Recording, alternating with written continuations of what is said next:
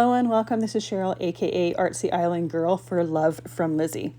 I get to share with you the new kit for August 2026. This one is called Timeless Travel. And as with all of the kits from Love from Lizi, there is a ton of goodies in this kit. We have 5 sheets of solid cardstock and then a sheet of peel-offs. That one has some butterfly borders, but you can also use the inside butterflies. We have a bunch of 6x6 papers, printed papers, and a beautiful coordinating stamp set. This set is really, really good, I think, it's got a travel theme and adventure theme, but because of the colors and just some of the floral bits in the pre-printed die cuts, I think you could also use it for different occasions throughout the year. It'd be really pretty for wedding cards as well as like anniversary cards, a nice floral birthday card. There is different die cuts that have different ways of travel on them, as well as different historic buildings, if you will, but there's also some that just have some beautiful florals. So for these cards in this video, I'm focusing on the pre-printed die cuts that have the ways of travel. We have a train, we have some hot air balloons, a bicycle, and like a VW bus.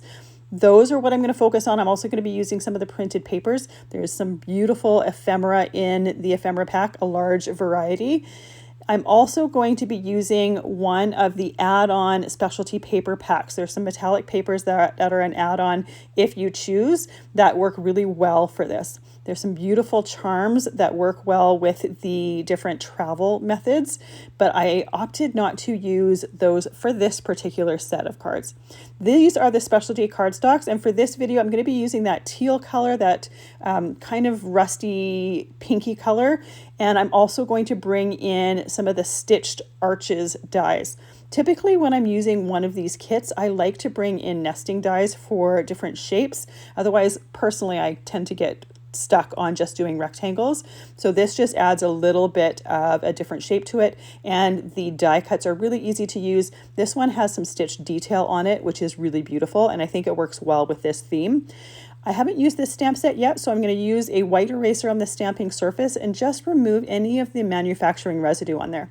There's a ton of different sentiment stamps in this set. Now for the first 3 cards, I'm going to heat emboss the sentiments. The last card, I just use ink, and I have to admit that the last card has the best sentiment on it, simply because the ink lets you read the sentiment a little bit better. They're very scripty for this particular set, so adding that embossing powder on it thickens those words. They're still readable, but they are a little bit more challenging than the one that just uses the ink. So even though I use embossing powder here, I typically love using embossing powder for my sentiments because it just adds that extra texture to them. I would recommend, instead of doing what I do for the first 3 cards, I think just using ink is probably a better option for these sentiments.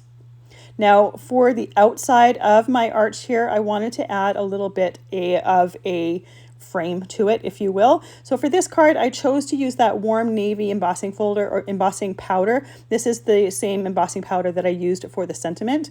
I love using embossing powder around different die cuts, especially nesting die cuts, because it adds that border to it, but it's more of an organic look to it because you can't get it exactly even all the way around. So some areas are a little bit thicker, some areas are a little bit thinner, but I think again, it goes with this theme, and it's a great way to incorporate your embossing powder and just use it in a bit of a different way.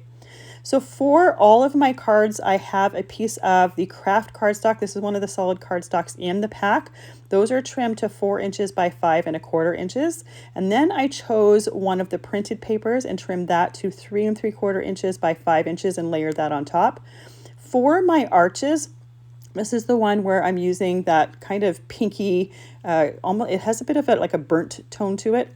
Yeah, it just works really pretty. I chose 3 different arch sizes. I taped them to the cardstock so that I could create arches in 2 different sizes. So this arch here is a different size than the arch of the same color that I'm using for the next card. It's just a way to extend that specialty cardstock a little bit more and just change up the card really tiny. I added some stickles to the centers of the flowers in the die cuts. It's just going to add a little bit of extra texture and a little bit of extra sparkle. So I was just showing you there the different sizes of the arches. For the centers of each card, I chose to die cut some of the cream cardstock that is in the kit, again in different arch sizes. So there's two different arch sizes that go within the two different arch sizes for the metallic or specialty cardstocks. Now, when you have nesting dies, there's a lot of different sizes to choose from. So when I was choosing sizes, I chose the largest size that would fit on that printed paper, but still show a little bit of that print around it. So it was actually this, I think it was the second largest size in the set. And then I just chose my sizes from there. You can always use a larger size if you didn't want to put the printed paper behind it, or just change it up just a little bit. I also typically, when I'm creating cards with a kit, I'll kind of have the same base card design and then just change up different features. So for this card here, I heat embossed my sentiment with that warm navy embossing powder. But for the edges of this die cut, I chose to use the ivory pearl embossing powder. So it has a bit of a pale gold look to it. It still lines that shape up, but it's a little bit more subtle than the blue that is on the first card. Once again, have that craft cardstock trimmed to 4 inches by 5¼ inches, and then chose another printed paper and trim that to 3¾ inches by 5 inches. This arch is bigger than the one that I used on the last card, so you're going to see less of that printed paper around it. But to place it on the card, I start at the bottom of the arch. I make sure that the edges are centered, and then I have the same space as what is around the outside edges on the bottom there. And that's how the easiest way to center this particular size or this particular shape of die. For this card, I'm using the hot air balloons, and there's a couple to choose from in that kit, and I thought it would look nice to have a couple in the air there. I absolutely love the look. They kind of have a bit of a vintage look, but they also have a really feminine look to them because of the colors. They're absolutely gorgeous. Now, I opted to glue them straight to my card bases, but you could also use some foam tape if you wanted to pop up one of those hot air balloons and give it a little bit more dimension. Once again, I added a little bit of the glitter glue to the florals. I did add some on some of the leaves as well. The one that I use is iridescent and transparent, so you still see the print underneath. It doesn't cover anything up. It just adds that bit of sparkle and that bit of texture. And sometimes when you're using printed papers or printed paper die cuts, sometimes they have glitter or foil on them, but sometimes they seem a little bit flat because they don't have any texture on them. This is a great way to add some texture. And if you don't happen to have like a glitter glue like I have, you could always use a glue pen and some loose glitter, or you could use like a shimmer pen. That would work as well. For this next card here, I'm once again going to heat emboss the sentiment. We're using that warm navy embossing powder. Anytime I'm using embossing, I make sure to use a little bit of embossing powder tool in my cardstock just to make sure that that embossing powder only sticks to the embossing ink. If I get any embossing powder where I don't want it to go, I just use a soft brush to remove it. For this card and the next card, I'm just using some dye-based ink to lightly ink blend around that shape. Again, just a different way to frame it in. This time I used a blue that coordinates with the printed paper in the kit as well as the printed die cuts. I have another printed paper here on my background, and I chose all blue tones for my printed papers for these cards. To me, they kind of look like the sky, and I just thought it looked nice to have all of them have the same or a similar color to the background. My mats and my printed paper are the same sizes as the last two cards.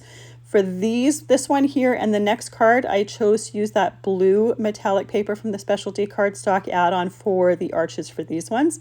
Now you could just use plain blue paper from your stash as well, but that metallic definitely adds a little bit of a different finish because of the shine there. So it adds a nice touch to the cards as well. Once again, adding the glitter glue to the centers of the florals. Again, it just adds that little bit of sparkle, that little bit of texture to it. You don't have to wait too long for them to dry. I'm just using tiny little dots, so I'm not covering a whole area up. I'm using a tiny little bit, so it really only takes probably 10-15 minutes for it to dry because it's so little there.